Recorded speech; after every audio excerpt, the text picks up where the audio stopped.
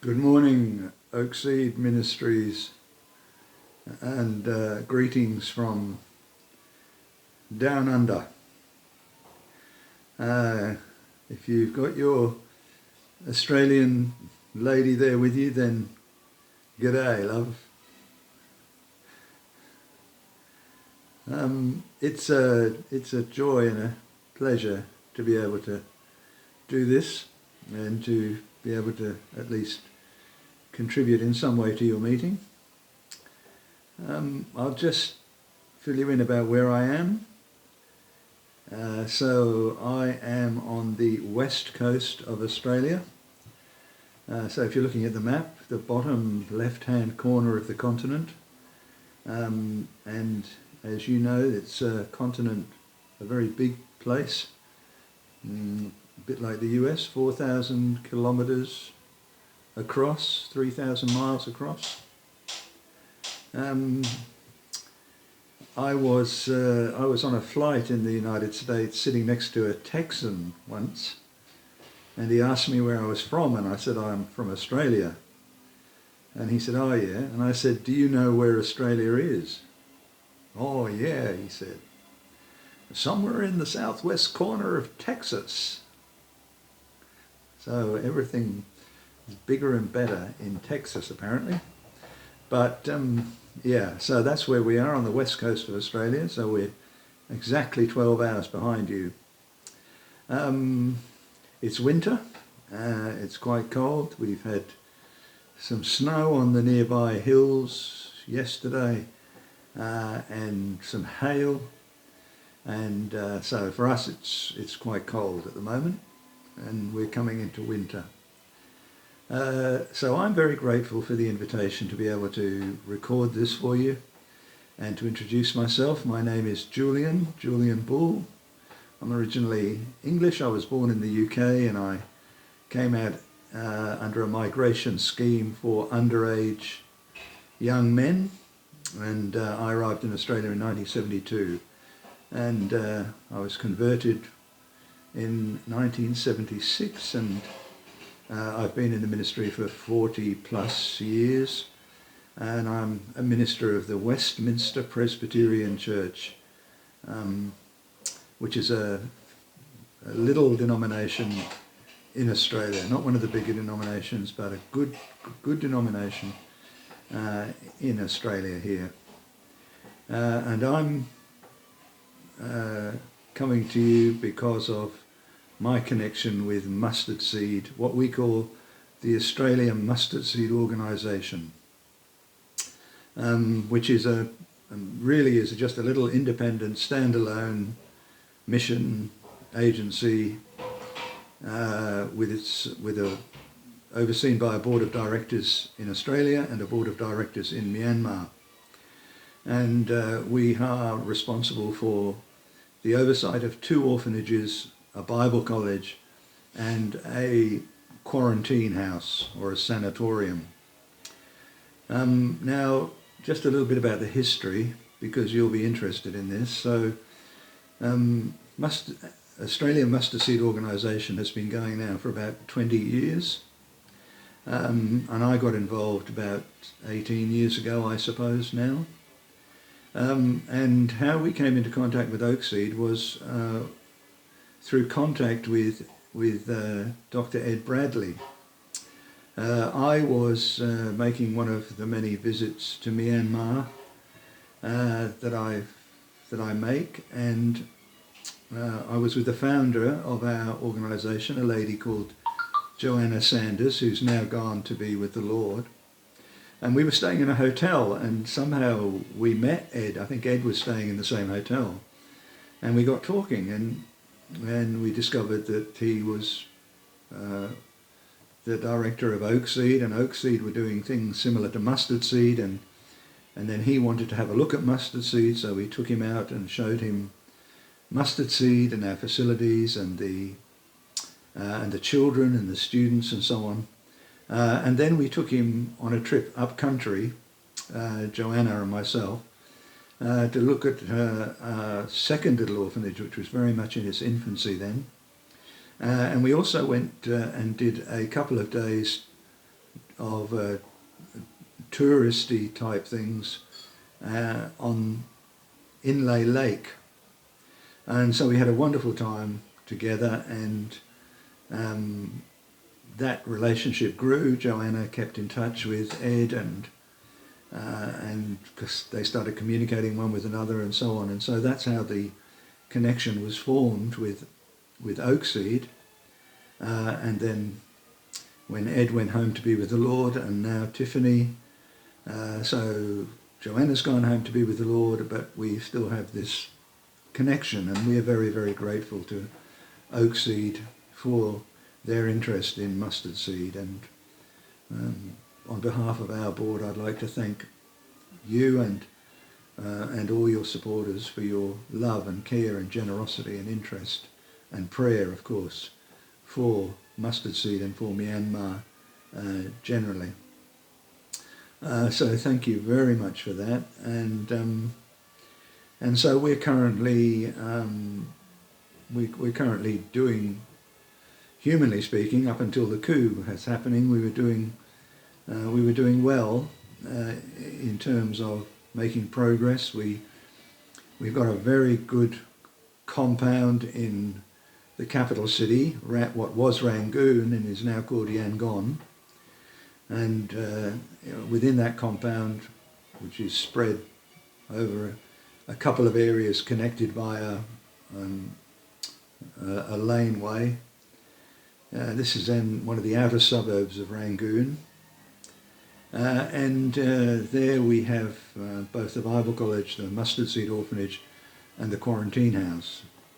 And then about 1,000 kilometres away, in the middle of the country, is Ebenezer Orphanage. That's the second orphanage, and that's looked after by a couple, a Burmese couple, a director and his wife, and a couple of staff members and some volunteers, and they have just completed building a nice new two-storey facility for the orphanage and for the orphans and the widows, and for and a couple of rooms for the director and his wife. And so that's just recently been completed. And they seem to be escaping some of the violence and the protests that are happening in the capital. But as you've been hearing, it's a very, very sad situation, and it's degenerating into kind of almost a Syria-like civil war situation. Now we're receiving news, and what the trend seems to be that various outlying areas in the country of Myanmar are drafting and organising their own militia, and these makeshift armies are taking up arms and fighting a sort of guerrilla warfare against the Burmese military. And so there's bloodshed and violence, and villages and villagers are caught up in this. Lots of Christian villages and Christian villages, and last week we had reports of Christian villages where they've decided to abandon their village and go and live in the jungle because they're so scared of the military coming and what might happen there. There's murders and looting and rape and all sorts of terrible things. So it's a very dire situation, and it's bad because it could again become a closed country, and that would make things very difficult. No prospect of us making any trips there for at least another 12 to 18 months, we think. So we'll see what happens there, and all we can do now is pray, but thankfully the support that we raised, we're able to get that through to them, and we got news that we do that monthly, and we got news that our most recent support was able to get through.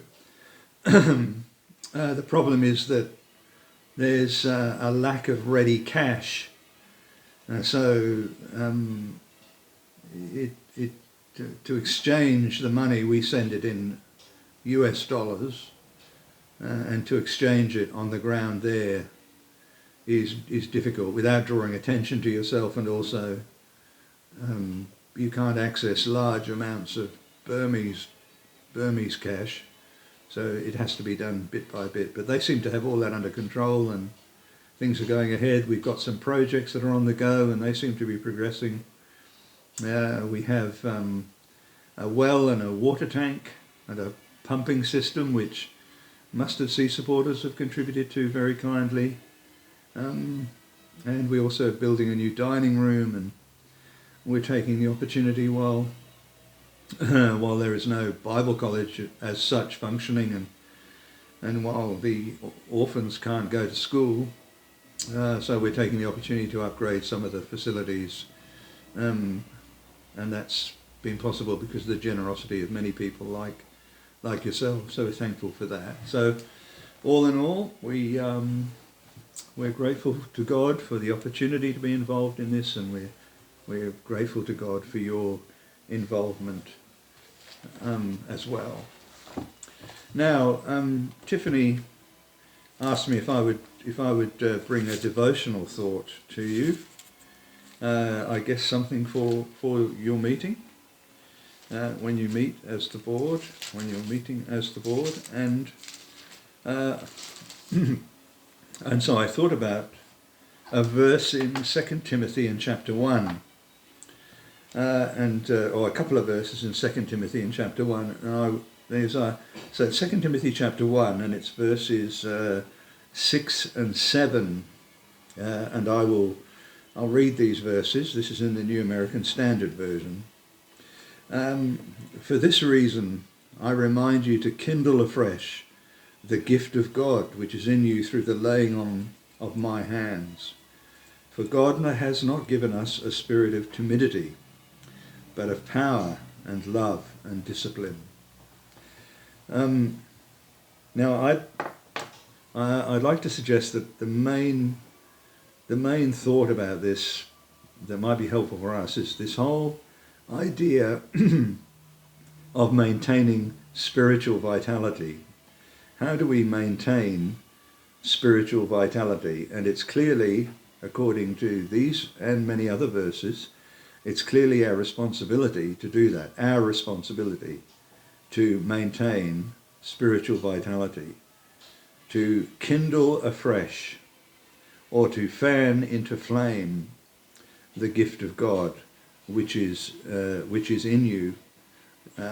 He's obviously passing the baton to Timothy and seeking to encourage him, and he's about to make his departure, and he's seeking to encourage and strengthen Timothy, and so this is one of his exhortations, to kindle afresh, fan into flame. And so this is the idea of a fire within. And I would suggest that every Christian believer has a fire within. You could look at it either from the point of view of the spiritual gift, which is how he's looking at it in this context, kindle afresh the gift, but going right back to our view of our understanding of conversion. Our conversion is really a fulfillment of the words of Christ, or the words of John the Baptist about Christ, when he said that the Lord Jesus will baptize us with the Spirit and with fire, and we can read about that in Matthew 3 and Luke 3. So fire and spiritual vitality and kindling afresh and fanning into flame the fire within us, the gift that is within us, maintaining spiritual vitality when so many things around us are calculated to extinguish or to quench the Spirit of God. So that's the thought that comes from these couple of verses. Now, by way of application, we just have to ask ourselves, what does a fire need? Well, it needs two things. It needs oxygen and it needs fuel. And so, this, we take this metaphor or this analogy and apply it in a spiritual sense to our own lives. If we're going to fan into flame the gift that is within us, if we're going to cause it to blaze up, we have to give it fuel and oxygen. And the right kind of fuel and the oxygen. Well, what is the oxygen and what is the fuel? Well, I'm sure we can all relate to that. I mean, fuel, what fuel? The Word of God, fellowship, prayer, preaching, worship, service. All these things are fuel for the fire. And oxygen, well, the Spirit of God is the very breath of God, the wind of God. And the air, spiritual air. Think of that hymn where we're told that prayer is the Christian's vital breath, the Christian's native air. His watchword at the gates of death. He enters heaven with prayer. So oxygen and fuel, spiritual oxygen, spiritual fuel, to feed the fire, to fan the flame. And interestingly, that verse in 1 Thessalonians 5, I think verse 19, do not quench the Spirit, is a word in the original language that is a reference not to quenching your thirst, but to quenching or extinguishing is a better translation. Extinguishing the fire. Don't extinguish the fire. So rather fan into flame. So God bless you, bless your meeting and your deliberations, and I'm thankful for the opportunity to be a liaison person. I'm not quite sure what's involved, but I'll do what I can, and look forward to being able to make some trips back to Southeast Asia and perhaps make some more contacts, and we look to God to further this relationship and to make it a blessing to you and to many others and to ourselves. So thank you.